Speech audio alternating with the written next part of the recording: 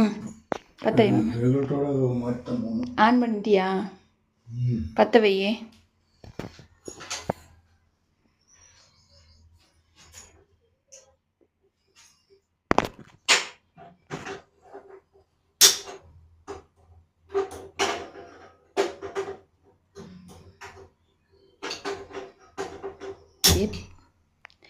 செம்ம செம்ம செம்ம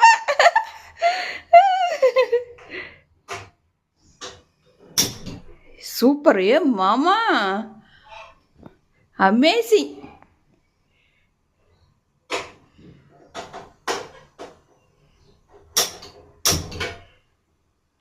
சப்பா, என்ன மாமா இது?